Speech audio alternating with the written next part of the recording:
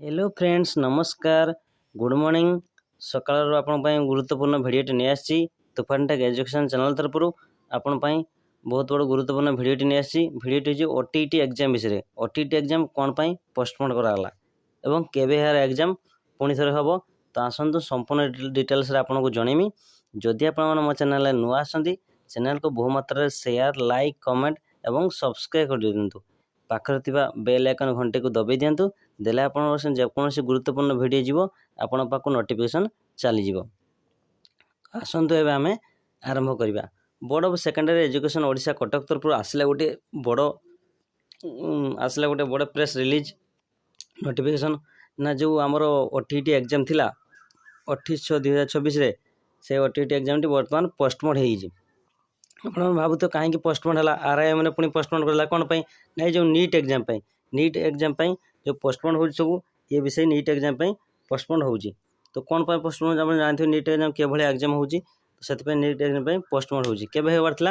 ना आमर जो 28 जून 2024 एग्जाम होबार थिला ओटीटी पेपर 1 एवं पेपर 2 तो ताहाको वर्तमान घुंची पोस्टपोन कर दे केबे हम ना 5-7 जुलाई 5 रे आपन ओटीटी रो पेपर 1 9टारू 11:30 मध्य हम एवं पेपर 2 2टारू 4:30 मध्यम आपन पेपर 2 एग्जाम हम तो यही भाव में घुंची दी तो किसी टेंशन हमार नहीं आपन समय मिलगला तो आप आउ किसी समय मिले जहाँकि आप प्रिपेयर हो पारे एग्जाम प्रिपेयर हो आउ गोटे बड़ खुशी खबर जो मैंने आंध्र केसर बीएड करते से एग्जाम थिला 29 जून से एग्जाम थिला से आराम से एग्जाम सारी आपने जुलाई 5 आपने ओटीटी प्रिपेयर हो पारे से बहुत बड़ खुशी खबर आसला तो देखो एडमिट कार्ड के डाउनलोड हम तार आमर आपणकर जुलाई 5 पूर्व ही एडमिट कार्ड डाउनलोड हो